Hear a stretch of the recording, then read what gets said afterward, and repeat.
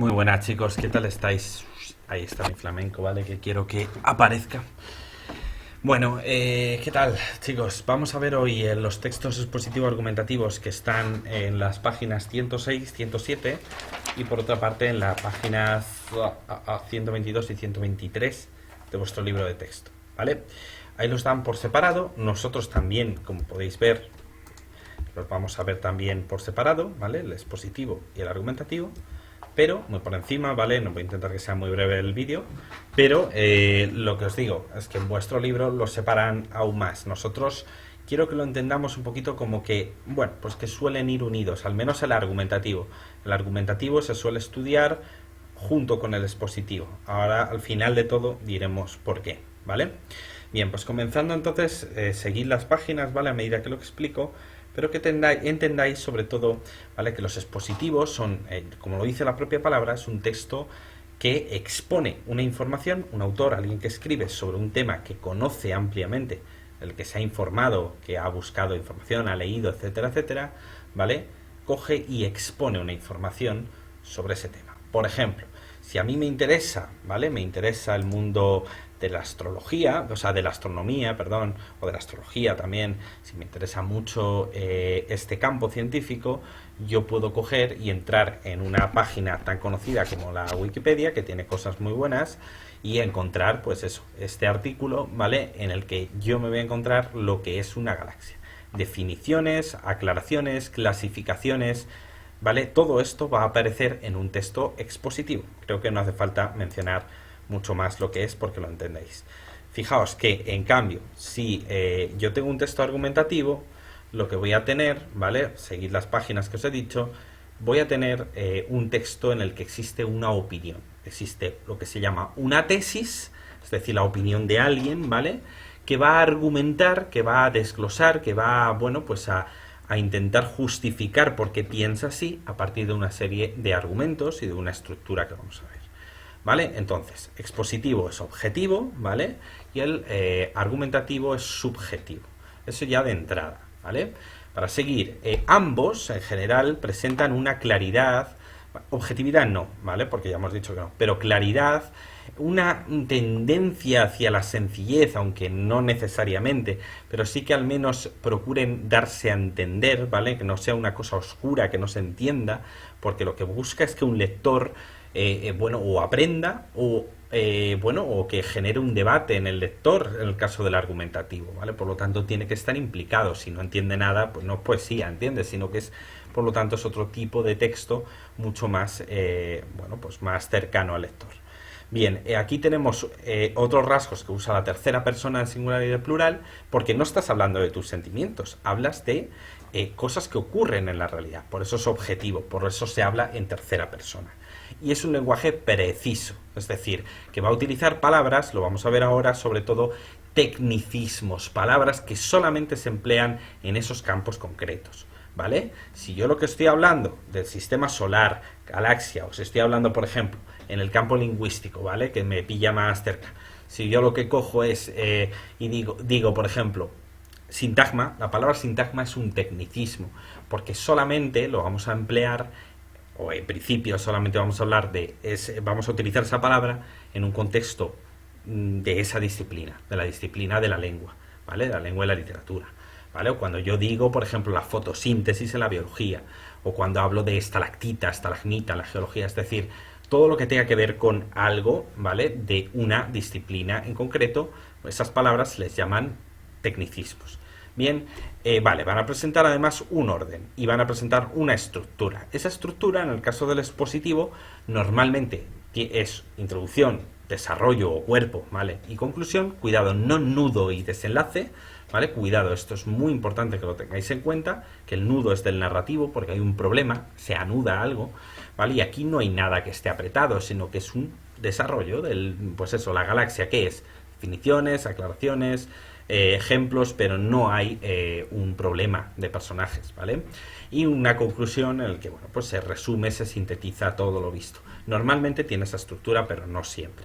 En el caso del argumentativo, fijaos que la estructura, ya hemos dicho lo de los argumentos y la tesis, bien, tesis la opinión, argumentos lo que utiliza para llegar a esa tesis, para convencer a... ¿vale? Del argumentativo puede ser la siguiente, o bien deductiva, ¿vale? Esto debería sonaros. No digo que lo vaya a preguntar tal cual, pero debería sonaros, ¿vale? Ya en este curso.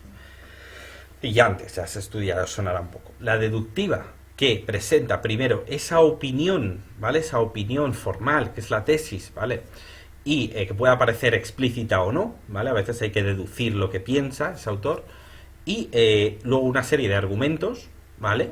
Para justificarse. Y luego está la teoría, o sea, perdón, la teoría, la estructura inductiva, que lo que hace es hacerlo al revés. Primero pone los argumentos y luego al final, por lo tanto, yo pienso, por todo esto que se ha dicho, opino tal cosa, ¿vale? Estoy a favor, en contra de tal cosa. La encuadrada, como veis ahí en pantalla, que sea tesis, argumentos y tesis, es decir, que se repite. Esto es como más escolar, cuando se hace un debate, ¿no? Escolar, lo que sea, no sé si habéis hecho conmigo. Hemos debatido sobre cosas, pero no tan formalmente, ¿no? Hemos preparado un debate y tal. Bueno, pues sería eso, ¿no? Normalmente se suele presentar primero la tesis, luego los argumentos y se cierra de nuevo con la tesis, ¿vale? De quién habla. Bien, fijaos que aquí en el argumentativo sí que se emplea más la primera persona, porque es alguien que opina sobre algo, es subjetivo, es más connotativo. Fijaos en esto del léxico, también os tiene que sonar, ¿vale? Cuando es connotativo es que toca un poco más lo ambiguo, las emociones, lo metafórico, ¿vale? Y el denotativo es más concreto. Los tecnicismos, como os digo, son palabras que solo se emplean en ciertos contextos, ¿vale? Vale, entonces, lenguaje connotativo con figuras literarias. Muchas veces se emplean también figuras literarias, comparaciones, símiles, metáforas, ¿vale? Para poder llamar más la atención del lector, ¿vale? Y convencer mejor. Por ejemplo, yo siempre pongo este ejemplo, ¿vale? Un político cuando sale a hablar, ¿vale? A dar un discurso político y sube a la tribuna, fijaos en el Congreso de los Diputados o donde sea, o en un medio de comunicación, normalmente utiliza figuras literarias.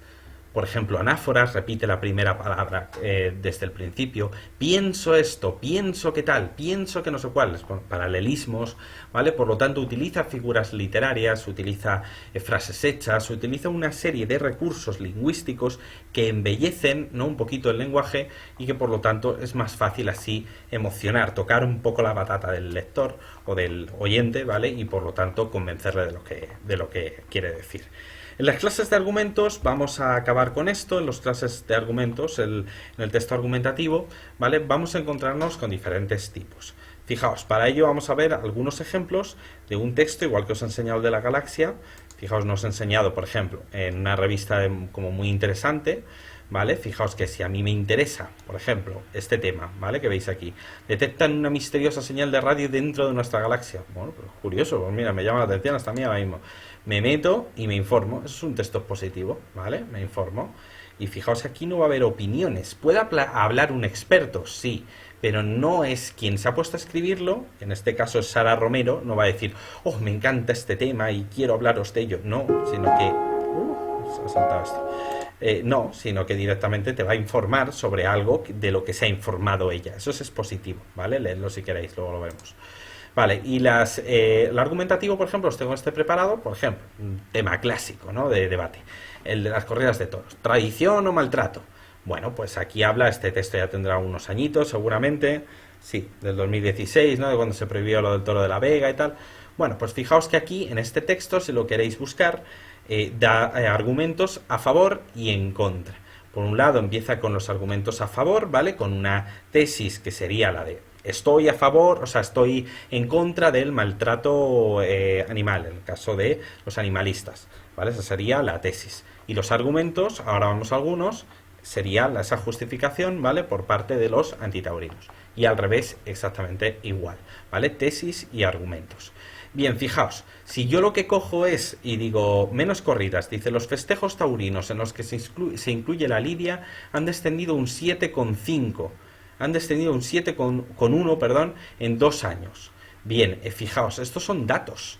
¿No os ha pasado que habéis leído algún texto así un poco más formal, habéis leído un artículo de opinión o lo que sea, y os dan constantemente eso, porcentajes y tal? Pues esto es un argumento, porque sirve para convencer, ¿vale? Convencer a un lector a partir de datos. ¿Vale? La política lo utiliza constantemente la gente que se dedica a la política.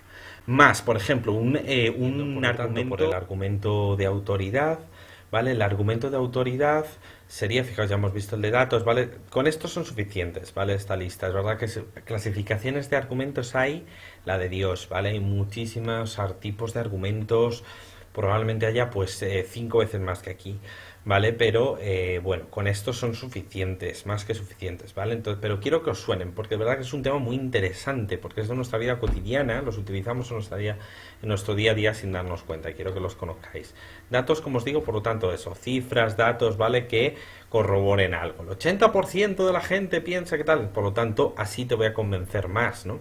Bien, o bueno, o simplemente te aporto un dato para que tú conozcas esa realidad y luego ya opines. Bien, dice argumentos de autoridad. Por lo tanto, fijaos en el argumento de autoridad, en el texto que estábamos leyendo de los toros, pues hay muchas opiniones que se están vertiendo, ¿vale? Constantemente por diferentes personas que son una autoridad en la materia, es decir, que saben de ese tema, que, bueno, pues que están preparadas para ello, que trabajan en algo cercano a eso, ¿vale? Por ejemplo, en este caso, en contra de la tauromaquia, pues se posicionarían estos portavoces que pone aquí en la pantalla que veis. María Álvarez y David Alonso manifiestan que el toro y el torero nunca han luchado en igualdad de condiciones. Pues dice, bueno, ¿y a mí qué me importa la opinión de esto? Bueno, pero son gente que se dedica, que forma parte de un colectivo, que está en contra, que tal, y que bueno, pues que se dedica un poquito a ello, ¿no? Está concienciada sobre ello y bueno, pues lo mismo también a favor, ¿vale? O sea, no es por manipular ni nada, o sea, podéis ver también argumentos a favor, por ejemplo. Argumentos protaurinos, fijaos aquí, dice, la carne de toro pasa directamente, bueno, esto no, a ver, ¿dónde está? Por aquí hay uno, es interesante, desde la asociación, no, esta no, aquí,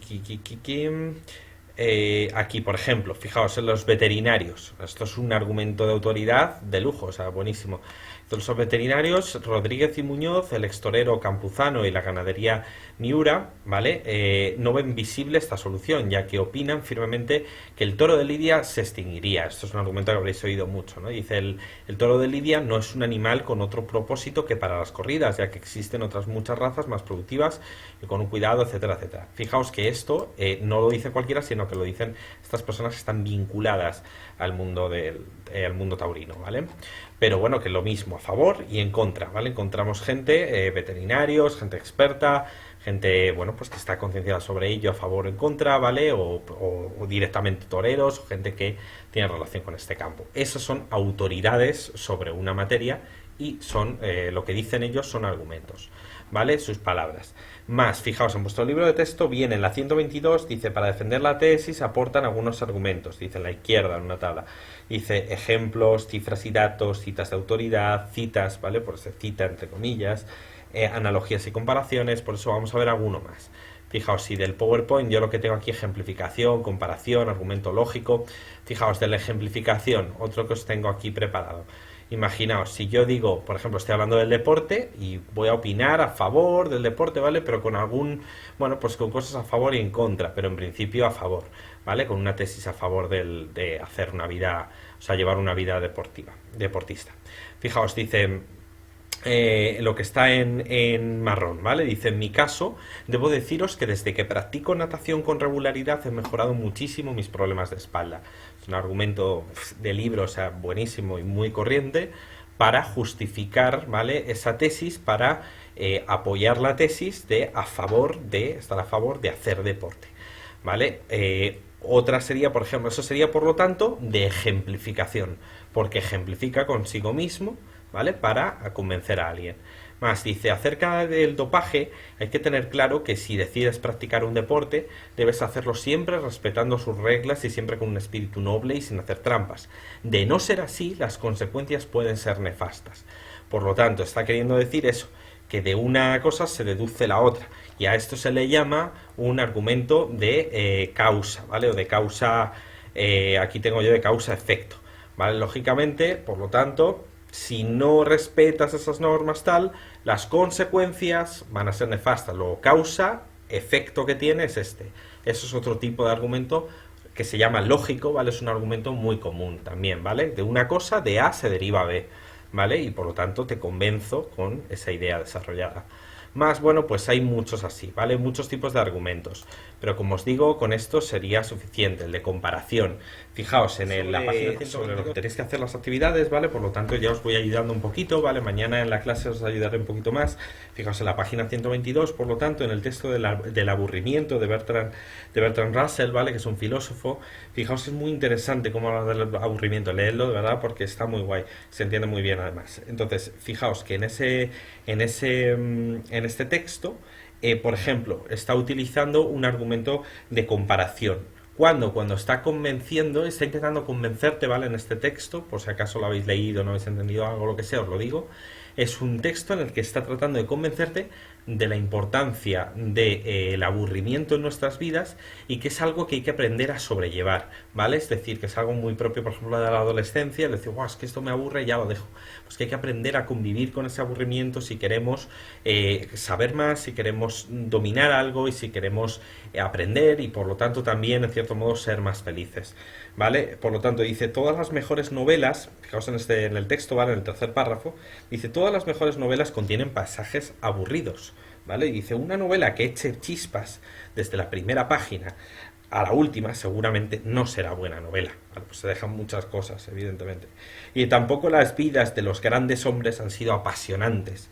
Dice, excepto en unos cuantos grandes momentos. Fijaos, esas últimas frases que hemos leído sería un argumento de comparación. ¿Vale? Se utiliza un símil, se utiliza una analogía entre la vida de las personas importantes, ¿vale? Que estudiamos en historia y tal, y una buena novela. Está queriendo decir lo mismo, que no todo es maravilloso y épico y divertido, sino que, oye, pues uno también hace pues cosas anodinas, ¿no? Como pueden ser comer, ir al baño, etcétera, ¿no? Pues eso, que no todo es así. Y compara, por lo tanto, una cosa con la otra. Un argumento de comparación. Lógico, ya lo hemos visto de mayoría. Cuidado, esto es muy interesante. Vale, quería ver con vosotros que hay un concepto muy interesante que os deberíais apuntar, por cultura general también, ya lo veréis en adelante, que es la falacia. Una falacia es un argumento, ¿vale? Es un argumento como los que estamos viendo, pero son argumentos que no son válidos, ¿vale? Son argumentos que se caen por su propio peso en cuanto los analizas.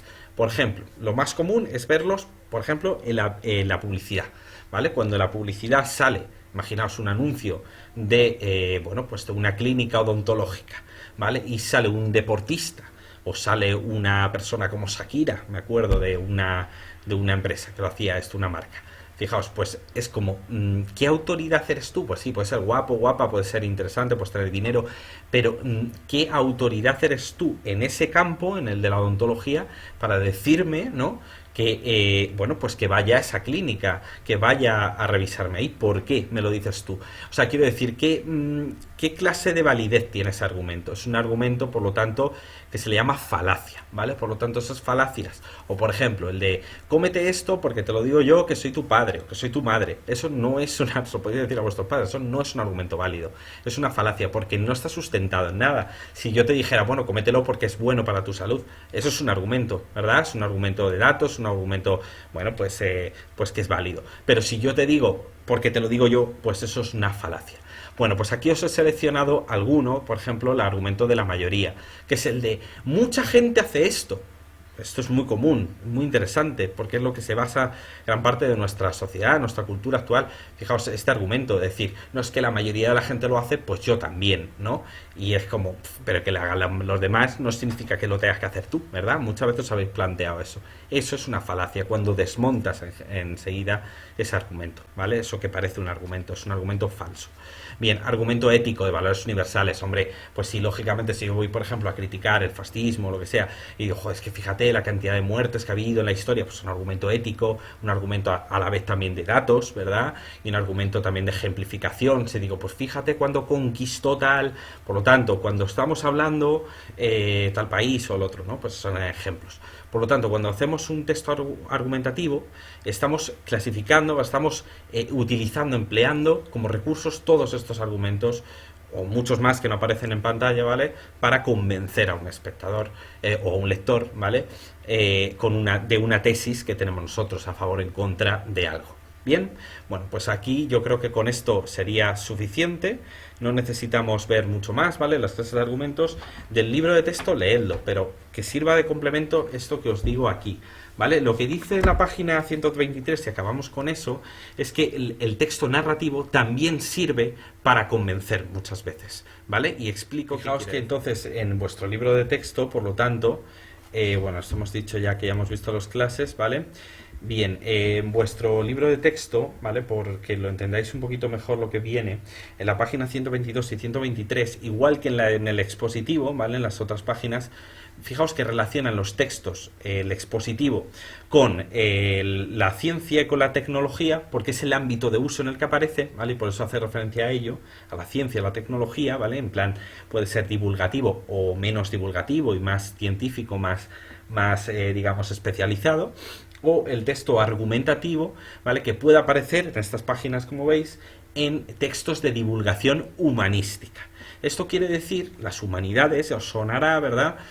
Por ejemplo, la filosofía, ¿no? La filosofía que habla de temas humanos, o las ciencias sociales también se pueden englobar, ¿no? Dentro de lo que es, bueno, pues dentro de también este apartado de divulgación humanística, es decir, que hablan de temas relacionados de alguna manera, en mayor o menor medida, con el ser humano, ¿verdad? La sociología, la política, la filosofía, la historia, todo esto, ¿vale? Se englobaría, lo pone en vuestro libro de texto en azul, en los géneros didáctico-ensayísticos.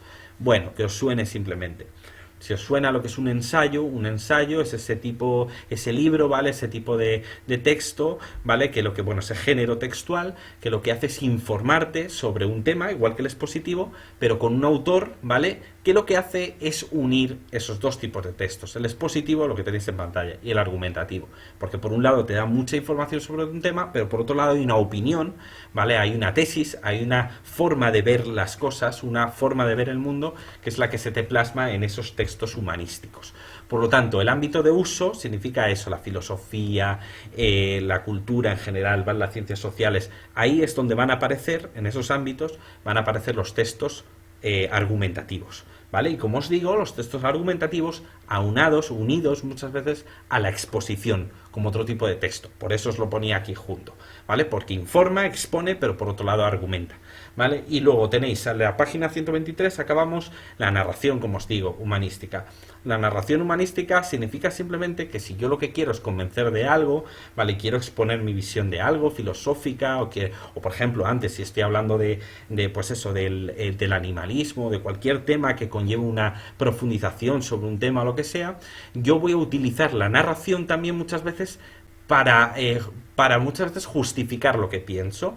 Y fijaos que esto no suena tan raro. Si yo os digo, por ejemplo, el Conde Lucanor, seguramente recordáis cómo os pedí, por lo tanto esto lo hemos visto y es muy interesante, fijaos cómo os pedí que analizarais esos rasgos narrativos del texto narrativo de un ejemplo, de un cuento del Conde Lucanor, fijaos, pero también existía existía una argumentación y por otra parte existía una narración, ¿vale? Es decir, se contaba una historia, se te contaba un cuento, pero de ese cuento se extraía una moraleja y por lo tanto convencía sobre algo que quería aportar el autor, don Juan Manuel, ¿vale? Por lo tanto, la narración y la exposición, como veis aquí en este caso, pero como os pone también en vuestro libro, narración y exposición se juntan muchas veces con el texto argumentativo, que es lo que hemos dicho sobre todo de los tipos de argumentos, ¿vale? Con la estructura de deductiva, inductiva o encuadrada, tesis, argumentos, ¿vale? Por lo tanto, un texto, y esto es muy interesante como resumen, un texto nunca aparece solo, ¿vale? Nunca vais a encontrar un texto, o casi nunca, ¿vale? Vais a encontrar un texto que solamente sea de un tipo, sino que normalmente tiene de otros elementos. Puede ser argumentativo y que te cuente en parte una historia, un pequeño cuento. Puede ser narrativo y que también haya algo en el que el autor te esté intentando convencer de algo, ¿vale? Aunque sea principalmente narrativo. O, por ejemplo, puede ser, yo que sé, narrativo y que sea también descriptivo porque te describe cosas. Luego, esto que se le llama secuencias, ¿vale? En filología y tal, básicamente es esto, que tiene diferentes tipos de textos. Un texto puede encontrarse diferentes secuencias, diferentes tipos de texto a su vez juntos, ¿vale? Con diferentes rasgos cada uno. Bien, pues aquí cerramos a hacer los ejercicios del 1 al 5 y bueno, pues si tenéis dudas me decís y las vemos en clase, ¿vale? Venga, un saludo, un abrazo.